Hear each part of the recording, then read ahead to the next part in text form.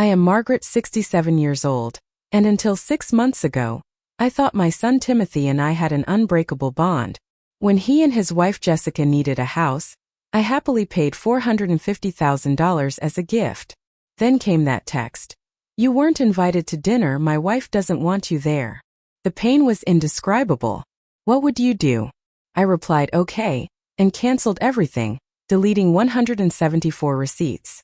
They called nonstop, but I had finally found my courage. Before I continue my story, let me know where you're watching from in the comments.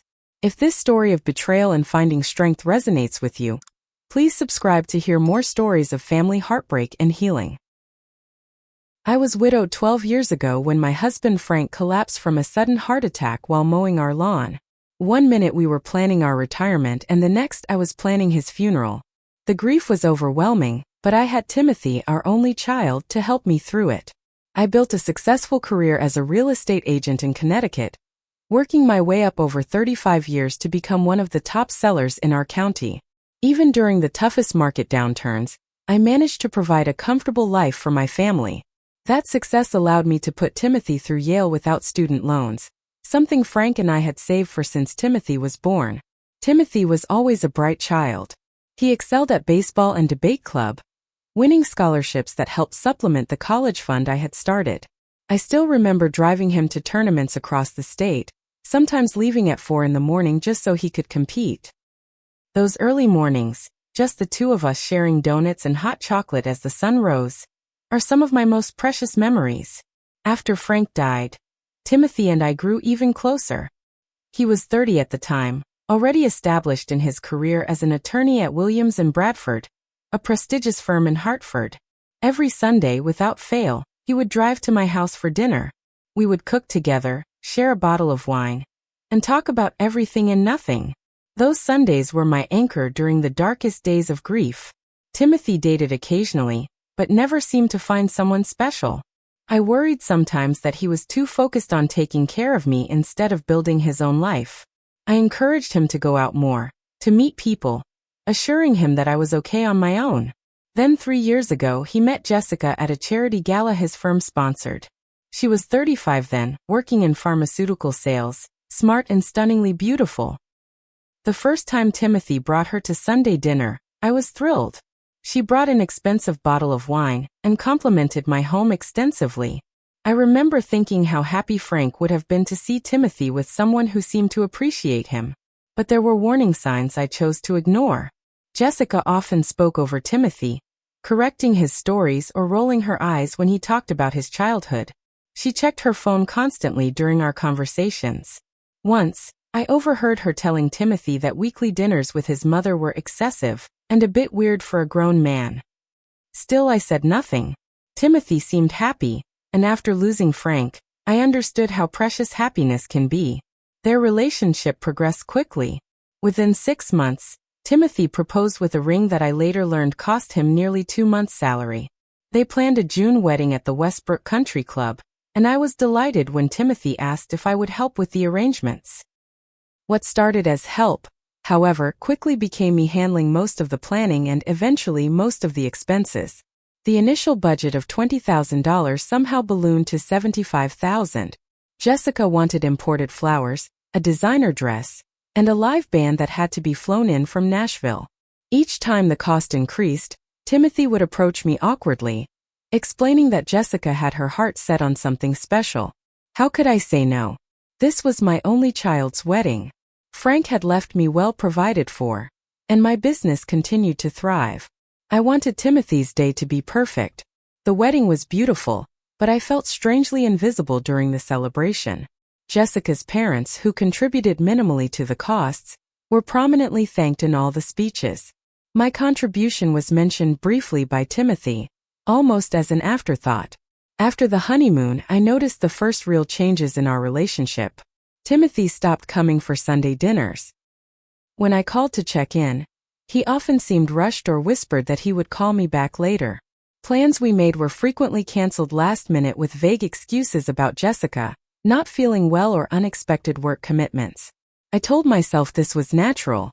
He was building a new life with his wife. I needed to give them space. But I miss my son desperately, the easy conversations, the laughter, the feeling that no matter what happened, we had each other. About 6 months after the wedding, Timothy called me unusually early on a Saturday morning. His voice had that particular tone I recognized from childhood, a mixture of excitement and nervousness that usually preceded asking for something significant. "Mom, Jessica and I have been talking about buying a house," he said. "The rental market is crazy right now, and we think it makes more sense to invest in property." I agreed wholeheartedly. As a real estate agent, I had been suggesting this to them since before the wedding. Property in our area was a solid investment, and mortgage rates were at historic lows. "We found a neighborhood we love," Timothy continued. "It's Woodland Estates. The schools are excellent, and the community has that family feel Jessica wants." Woodland Estates was one of the most exclusive neighborhoods in our county, with homes starting at around $400,000. I knew Timothy made a good salary, but Jessica had recently quit her pharmaceutical job to explore other options, which seemed to mainly involve expensive yoga retreats and redecorating their rental apartment. "That's a wonderful area," I said cautiously. "Have you been pre-approved for a mortgage?" There was a pause, followed by a nervous laugh. "Well, that's actually why I'm calling. We were hoping you might be able to help us with a loan for the down payment, just until my next partnership review when I should get a significant raise." I didn't hesitate. "Timothy, I'd be happy to help. In fact, why don't I just gift you the down payment? No need to pay me back." "Really?" His relief was palpable. "We were thinking about 20% down on a house around $350,000. So about $70,000? I can definitely do that for you." What followed was a long pause. "Well, actually, the houses in the specific part of Woodland Estates we're looking at start at around $450,000. I took a deep breath. That was considerably more than I had anticipated, but still within my means. Frank had left a substantial life insurance policy, and my business had several profitable years in a row. "I'll tell you what," I said, making a split-second decision. "Let me pay for the house outright. No mortgage. Consider it my gift to you both. An early inheritance if you want to think of it that way." Timothy's shock was audible. "Mom, that's too much. We can't accept that." But his protest seemed perfunctory, quickly followed by profuse thanks and an immediate suggestion that we meet with a real estate agent friend of Jessica's the very next day. The house hunting process proved far more arduous than I expected. Jessica had very specific requirements that seemed to expand with each property we viewed. The first house had the wrong color kitchen cabinets.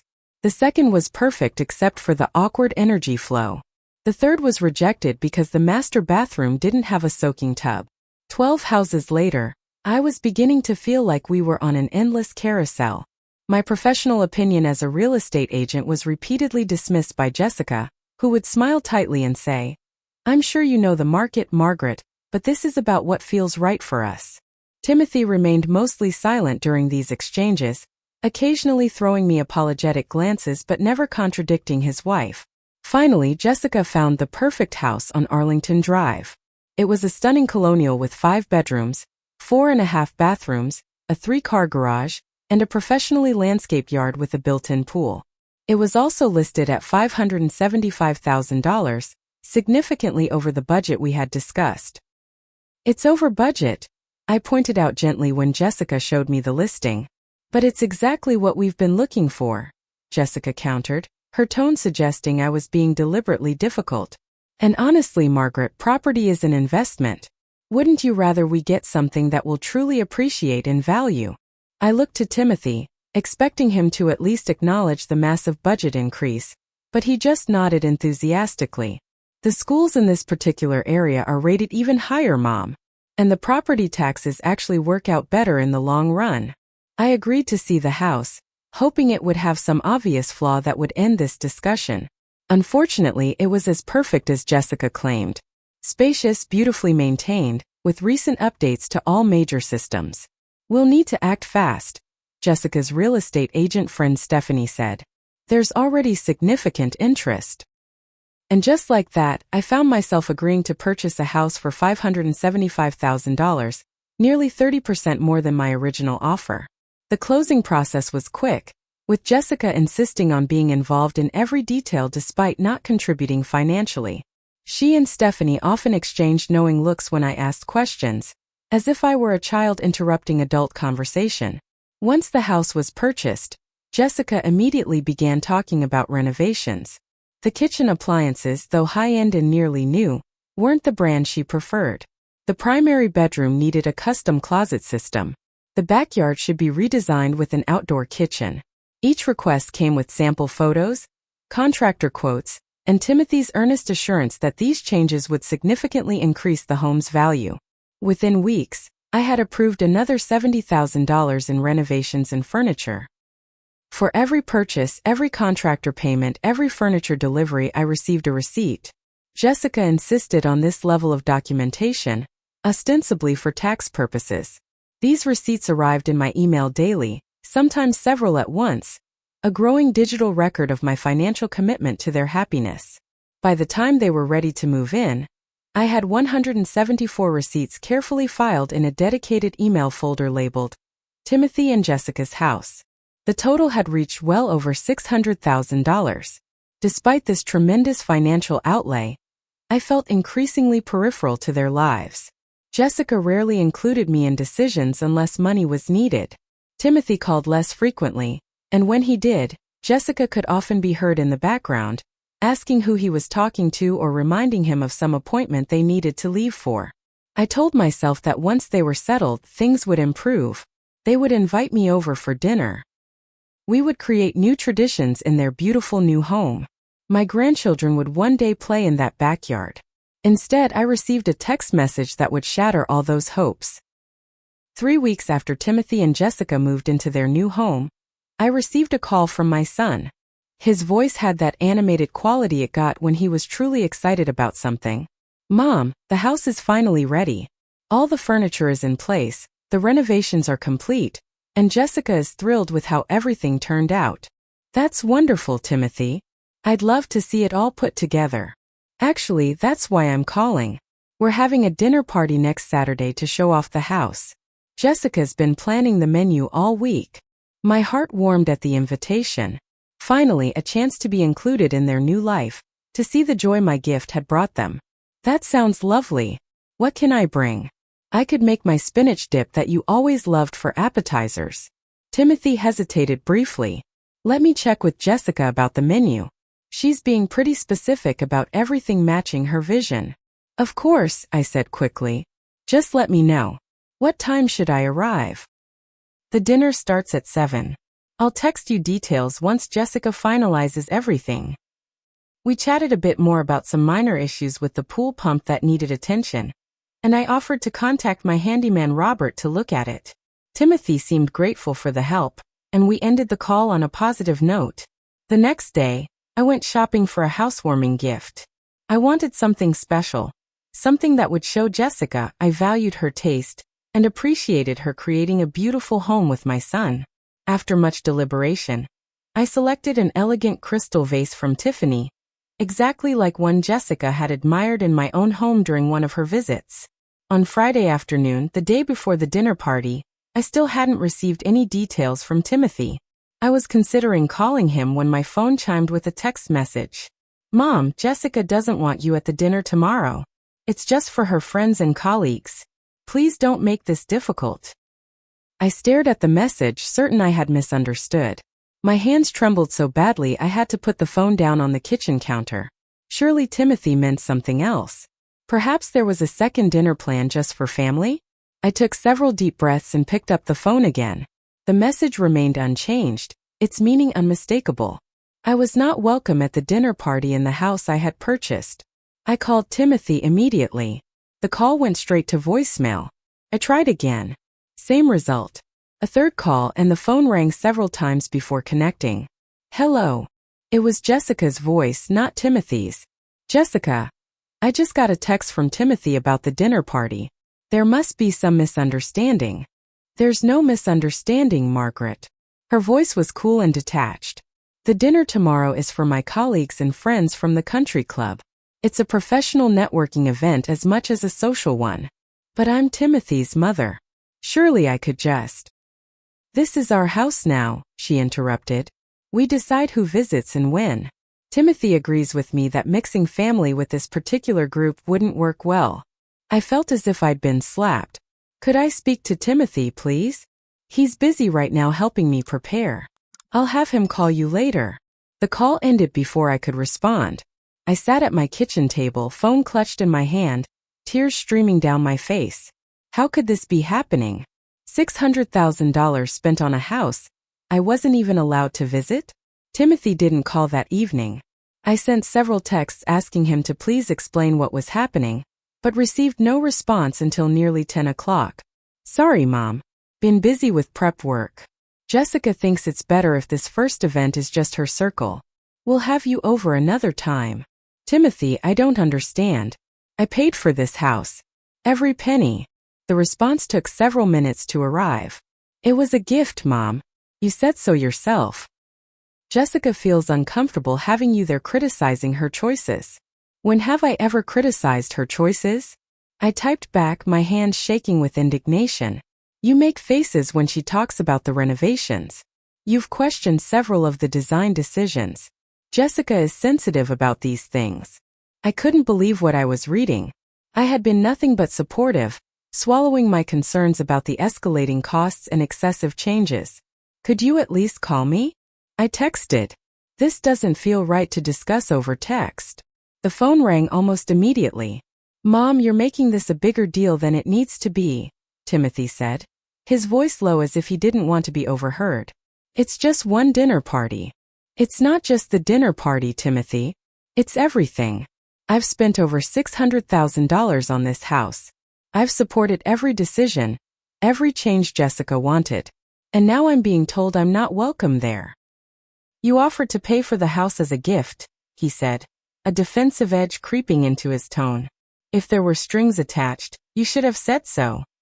The only string attached was basic respect, Timothy. The kind of respect any mother deserves from her son. I heard Jessica's voice in the background, though I couldn't make out her words. I need to go, Mom. Jessica needs help with something. We can talk about this another time. The call ended, and I sat in my silent kitchen, surrounded by photos of Timothy growing up, of Frank and me on our wedding day, of the three of us as a happy family. I picked up the framed photo from Timothy's law school graduation, remembering how proud Frank would have been to see our son in his cap and gown. For the first time since his death, I was grateful Frank wasn't here to witness what our son had become. Sleep eluded me that night. I kept checking my phone, hoping for a message from Timothy saying he had reconsidered. That of course I was welcome in their home. Instead, my screen remained dark and silent. By morning, exhaustion had given way to a clarity I hadn't expected. As the sun streamed through my kitchen windows, I opened my laptop and pulled up my financial records. The spreadsheet I maintained detailed every contribution I had made to Timothy and Jessica's house. $575,000 for the purchase price, $70,000 for renovations and furniture, and another $25,000 for landscaping changes Jessica had insisted on after moving in. The total came to $670,000. I then opened the email folder containing all 174 receipts related to the house. Contractor invoices, furniture delivery confirmations, appliance warranties, designer consultation fees, custom window treatment orders. A complete record of my generosity and, I now realized, my naivety. My friend Barbara had been a family law attorney for over 30 years. I hesitated before calling her, embarrassed to admit how foolish I had been. But I needed to understand my options. The house is legally theirs, Margaret, Barbara confirmed after I explained the situation. You purchased it in their names, and there's no formal loan agreement. In the eyes of the law, it was a gift. What about the ongoing payments? I asked. The landscaping service, the pool maintenance, the security system subscription? I'm still paying for all of those. Those are separate. You can cancel any ongoing payments for services. Those aren't gifts. They're services you've agreed to pay for. You have every right to stop those payments at any time. I thanked Barbara for her advice and spent the next several hours systematically reviewing every subscription, maintenance contract, and service agreement I had established for Timothy and Jessica's house. The pool service cost $350 monthly for maintenance and chemicals. The landscaping service was $500 monthly. The security system had an annual contract of $2,400. The housekeeping service Jessica had insisted was necessary came to $600 every 2 weeks. One by one, I logged into each account and canceled the services. For each cancellation, I saved a confirmation email in a new folder labeled Canceled Services. Next came the utilities: water, electricity, gas, internet, cable television, all set up with automatic payments from my accounts. I contacted each provider and removed myself as the responsible party. As I worked, a curious sense of lightness began to replace my initial anger and hurt. Each cancellation felt like removing a weight I hadn't realized I was carrying. By mid-afternoon, I had terminated every financial obligation connected to the house except for the property itself. I then returned to my email folder with the 174 receipts. One by one, I deleted them, watching as the record of my financial support disappeared from my digital records. I also shredded the physical copies I had kept in my home office filing cabinet. The final step was the most difficult. I composed a text message to Timothy. I've reconsidered my financial support. The house is yours. The ongoing expenses are now yours too. My finger hovered over the send button for several long moments. Was I being petty? Overreacting to a single slight? But deep down, I knew this wasn't about one dinner party. It was about months of disrespect, of being treated like an open checkbook rather than a mother who deserved consideration. I pressed send and immediately turned off my phone. The house felt unusually quiet as I made myself a cup of tea. For the first time in months, possibly years, I had put myself first. The sensation was unfamiliar but not unpleasant. I called my friend Diana in Florida, someone I hadn't spoken to in months because I'd been so consumed with Timothy and Jessica's needs. Diana, do you still have that guest room you offered me last winter? Of course. Are you finally coming to visit? How about tomorrow? I could use a beach vacation. Diana's delight was palpable, and we spent nearly an hour catching up and making plans.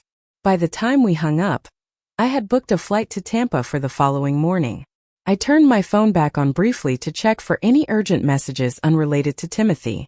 There were 12 missed calls from his number, and 5 from unknown numbers I suspected might be Jessica. There were 23 text messages, their previews ranging from confused to angry to pleading. I didn't read any of them. Instead, I packed my suitcase for 2 weeks in Florida, including the novel I'd been meaning to read for months and the swimsuit I hadn't worn since Frank died. For the first time in longer than I could remember, I was doing something solely for myself. And despite the heartache of Timothy's betrayal, that knowledge brought me an unexpected peace. The Florida sun worked wonders for my spirit. Diana lived in a lovely beachfront condo in St. Petersburg, where mornings began with walks along the shore and evenings ended with spectacular sunsets viewed from her balcony. I checked my phone only once daily, usually after dinner when Diana and I would share a bottle of wine. Timothy's messages evolved from confusion. "Mom, what's going on with the pool service? They said you canceled." To anger. "You can't just cut us off like this. We had agreements." To manipulative guilt trips. "I thought you wanted to help us. I guess that was conditional." Jessica's messages, coming from numbers I didn't recognize but identified through her distinctive writing style, took a more threatening tone. "We'll speak to a lawyer about this elder financial abuse situation. You made commitments you can't legally back out of. Timothy is devastated by your vindictive behavior." I responded to none of them. On the 5th day, Diana suggested I block their numbers entirely. "You're checking that phone like it might explode, Margaret. Give yourself permission to disconnect completely." She was right. I blocked Timothy's number and the 3 unknown numbers Jessica had been using. The relief was immediate and profound. For the remainder of my Florida stay, I reconnected with myself. I read 2 novels, took a watercolor class at the local community center, went dolphin watching, and even tried paddleboarding for the first time. Diana introduced me to her circle of friends, vibrant women in their 60s and 70s, who had built fulfilling lives that didn't revolve around their adult children. When I returned to Connecticut 2 weeks later, I felt renewed. That feeling lasted until I pulled into my driveway and saw Timothy sitting on my front steps. He stood as I parked, his expression a mixture of relief and indignation. Where have you been? I've been worried sick. I went to visit Diana in Florida, I said calmly, retrieving my suitcase from the trunk. I left you a voicemail before I left. After you cut off all our services without warning. The pool turned green, Mom. Green. Jessica was humiliated when her boss came over and saw it. I looked at my son, really looked at him, and saw a stranger. The boy who had once thanked me profusely for a $20 birthday gift now stood before me angry that I'd stopped providing thousands of dollars in monthly services for a house I'd already paid for in full. The house was a gift, Timothy. The services were not. I'm no longer in a position to provide those extras. What are you talking about? You have plenty of money. My financial situation isn't the point. I made a decision about how I want to spend my money going forward. Timothy's face reddened. This is about the dinner party, isn't it? You're punishing us because Jessica wanted one event without family interference. This is about respect, I said, rolling my suitcase toward the front door. Now I've had a long flight and I'd like to rest. We need to figure this out, Mom. The Homeowners Association sent a notice about the lawn. We can't afford all these services on our own. I unlocked my door before turning back to him. That sounds like something you and Jessica will need to budget for. Mom! His voice rose in frustration. You can't just. I can, Timothy. And I have. I suggest you speak with Jessica about prioritizing your expenses. A sleek black SUV screeched to a halt at the curb, and Jessica emerged, designer sunglasses perched on her perfectly highlighted hair. There you are, she called, striding up the driveway as if entering a boardroom. Margaret, we need to talk about what you've done. My neighbor Eleanor, an 80-year-old widow who missed nothing on our street, appeared suddenly at her mailbox, clearly interested in the unfolding drama. Hello, Jessica, I said evenly. As I was just telling Timothy, I'm tired from my trip and not up for a discussion right now. This isn't a discussion. This is you fixing the mess you've created, Jessica snapped. You made commitments. You can't just back out because your feelings got hurt over a dinner party. Eleanor abandoned any pretense of checking her mail and watched openly now. I paid for your house in full, I said, keeping my voice steady despite the anger building inside me. I owe you nothing more. You've been trying to control Timothy with money his entire life, Jessica accused, her voice rising. That's why you offered to pay for the house instead of just helping with a down payment. So you could hold it over our heads. Timothy shifted uncomfortably. Jess, maybe we should continue this conversation inside. No, Jessica continued, gesturing dramatically. She needs to hear this. You've always said your mother uses money to manipulate you. Well, now she's doing it again, and I won't stand for it. I looked at Timothy, shocked by Jessica's claim. Is that what you think of me? That I've been manipulating you with money? Timothy wouldn't meet my eyes. You have to admit, Mom, you've always been quick to offer financial help, but then you have expectations about how we live our lives. Expectations like being treated with basic courtesy? Like being invited to dinner in the house I paid for. See? Jessica pointed accusingly. Right there. The house I paid for. That's exactly what I'm talking about. It was supposed to be a gift, but you never stop reminding us that it's really yours. The house is yours, Jessica, I said, my patience finally snapping. Every brick, every tile, every overpriced appliance you insisted on. What isn't yours is my continued financial support for your lifestyle. We'll see what a lawyer has to say about that, Jessica threatened. Verbal contracts are still binding in Connecticut. Please consult as many lawyers as you like, I replied, thinking of my conversation with Barbara. Now I'm going inside. I suggest you both leave before the neighbors call the police about the disturbance. Eleanor was now openly watching, joined by Martin from across the street, who had paused while walking his corgi. This isn't over, Jessica hissed. Come on, Timothy. We don't need to beg. Timothy hesitated, looking between his wife and me. For a moment, I saw a flash of the son I remembered, conflicted and uncertain. But then Jessica took his arm, and his expression hardened. Don't call us when you realize how lonely you are without us, he said, the words cutting deep. You've made your choice. They left in Jessica's SUV, tires squealing slightly as they pulled away. Eleanor immediately crossed to my yard. "Margaret, are you all right?" That looked intense. I realized I was trembling slightly. "I'm fine, Eleanor. Just family disagreements." "Well, if you need anything, you know where to find me.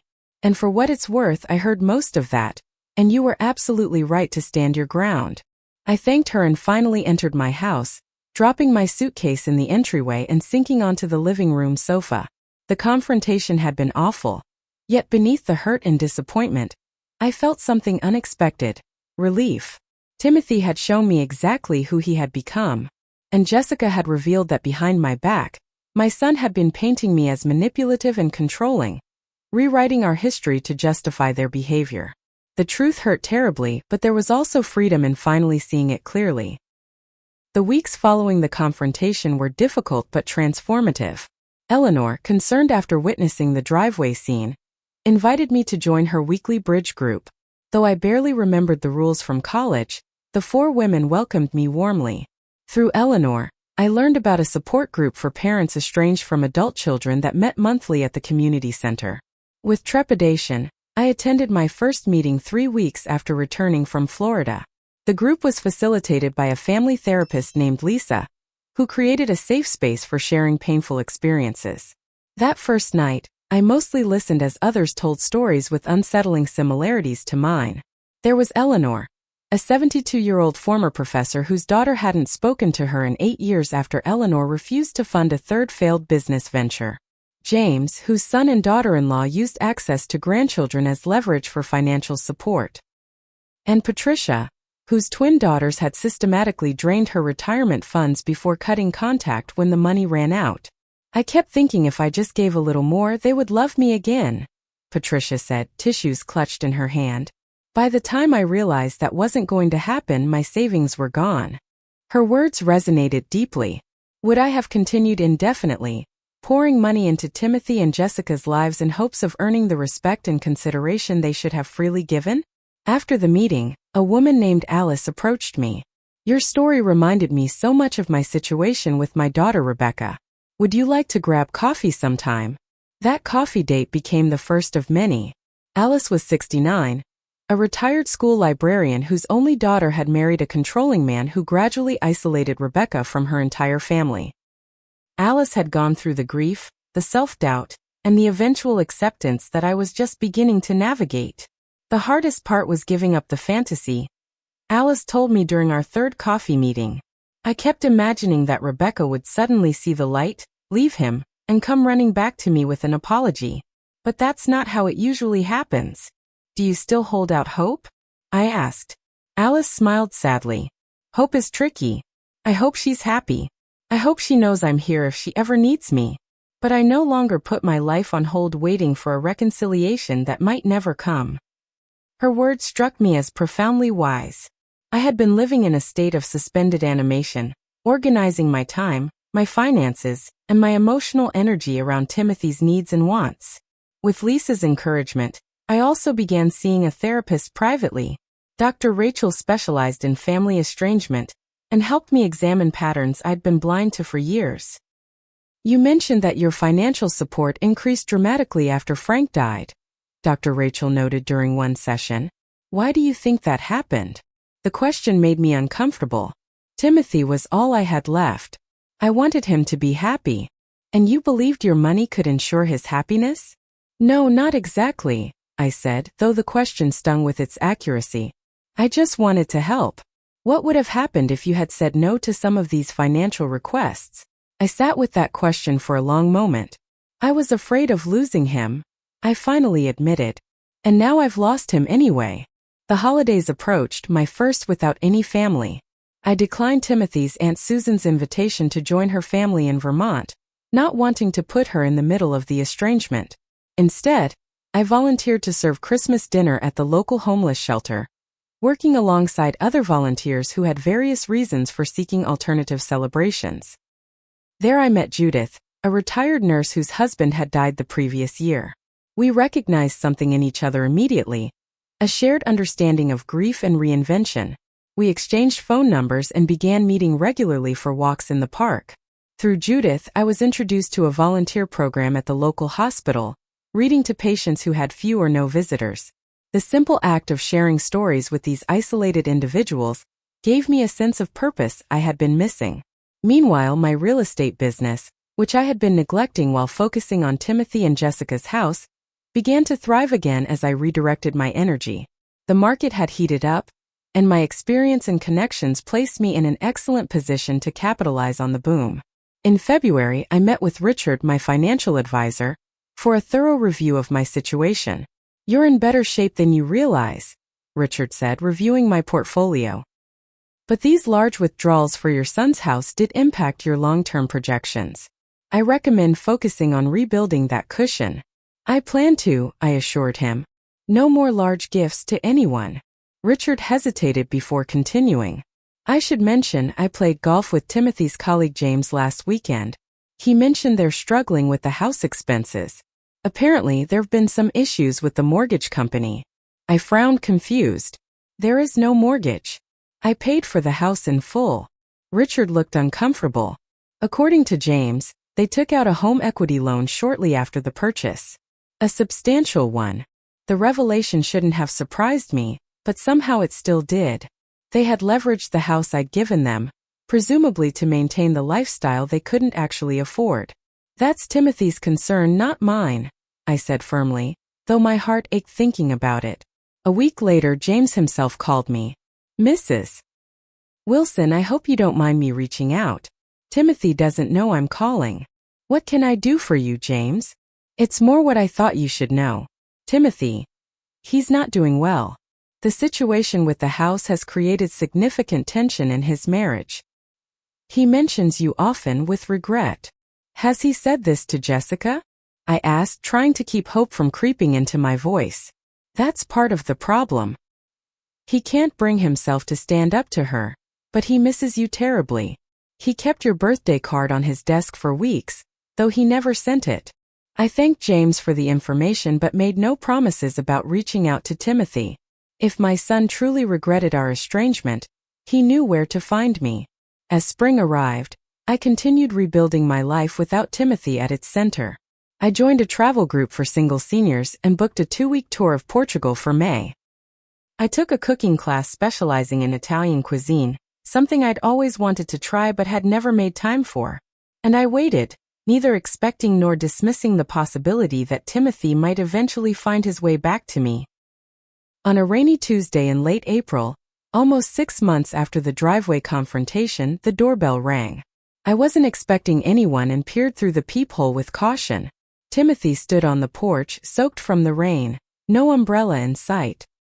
He looked thinner than when I'd last seen him, with dark circles under his eyes. I opened the door but remained in the doorway. "Timothy." "Mom," he said, his voice cracking slightly. "Can I come in? Please." I hesitated only briefly before stepping aside. He entered, dripping water onto the entryway tile. "Let me get you a towel," I said, maintaining an emotional distance I would have thought impossible 6 months earlier. When I returned with the towel, Timothy had removed his wet shoes and jacket. He took the towel gratefully, drying his hair with hands that trembled slightly. "I should have called first," he said. I wasn't sure you'd agree to see me. You're my son, Timothy. I would always see you." He looked around the living room, noting the changes.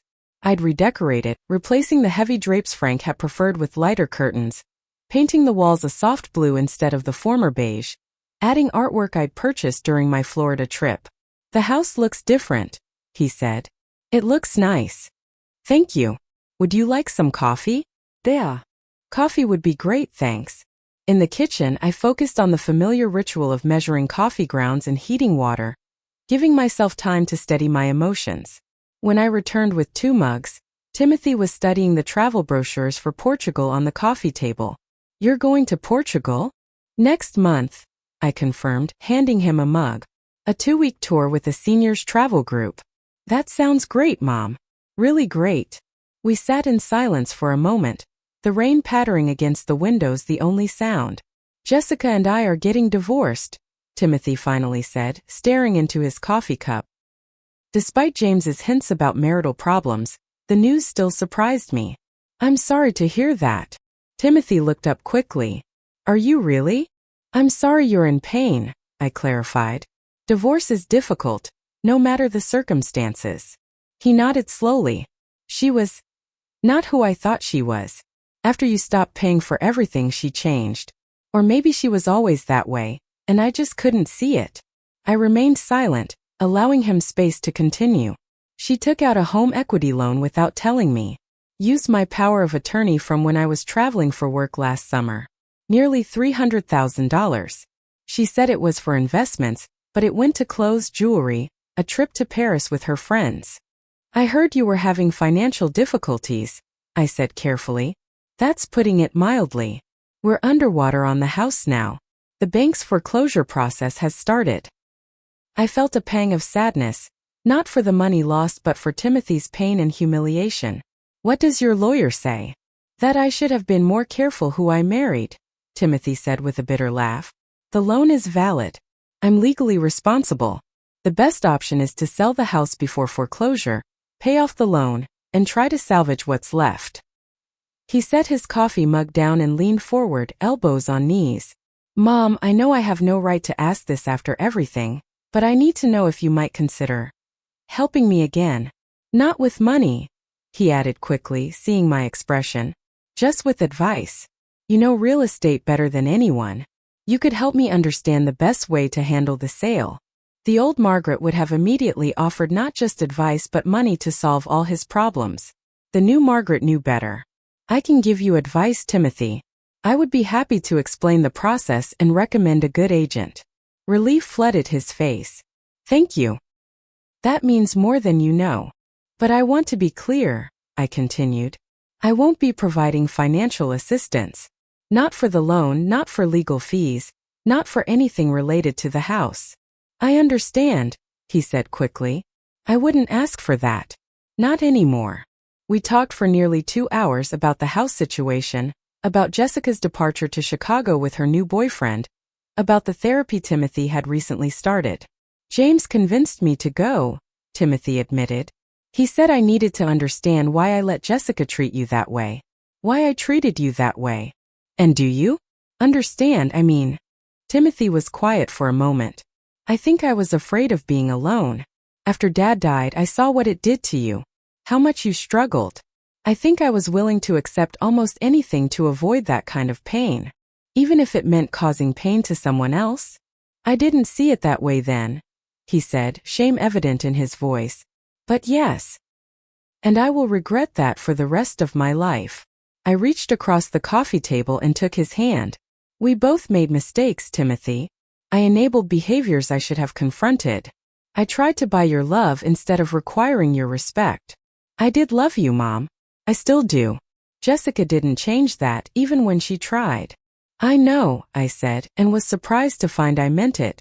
What happens now? The divorce will be final in about 3 months. I'm moving to a smaller apartment next week. Starting over, I guess. Starting over can be good, I said, thinking of my own journey over the past months. It's an opportunity to build something better.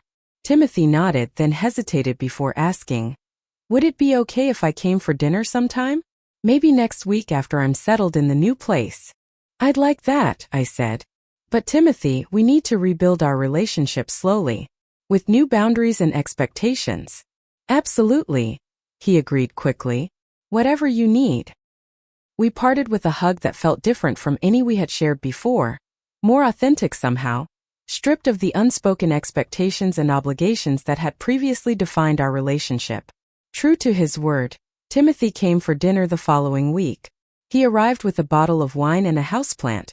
Not extravagant gifts but thoughtful ones. We cooked together, something we hadn't done since before Jessica entered our lives. Over the next few months, these dinners became a weekly tradition again. But unlike before, Timothy now asked as many questions about my life as I asked about his. He showed genuine interest in my Portugal trip, my volunteer work, my new friends. He attended therapy regularly and began rebuilding his financial security, accepting the consequences of his choices without expecting rescue. The house eventually sold at a loss, but Timothy managed the process with maturity, consulting me for advice but making his own decisions. Jessica remained in Chicago, sending occasional demanding emails that Timothy learned to respond to through his lawyer rather than directly. One evening in late summer, as we sat on my back patio enjoying the mild weather, Timothy said, "I think Dad would be proud of you, Mom, for standing up for yourself, for building this new life." "I think he would be proud of us both," I replied, "for learning from our mistakes." Timothy smiled, a genuine smile that reached his eyes. Better late than never, right? As the sunset painted the sky in brilliant oranges and pinks, I reflected on the painful journey that had brought us to this moment of authentic connection. The house that had nearly destroyed our relationship was gone, but something more valuable had been built in its place. Mutual respect, honest communication, and love that didn't come with a price tag. I realized that sometimes the most valuable gift we can give is not financial support, but the courage to allow others to face the consequences of their own choices. And sometimes the most precious thing we can receive is not a house or material wealth, but the genuine appreciation that comes when relationships are based on respect rather than obligation. What about you? Have you ever had to make a difficult decision to stand up for yourself, even when it meant risking a relationship with someone you love? Share your experience in the comments below. And if this story resonated with you, please like, subscribe, and share it with someone who might need to hear it. Remember, it's never too late to establish healthy boundaries, even with those closest to us. Thank you for listening to my story, and I wish you strength and courage in your own journey.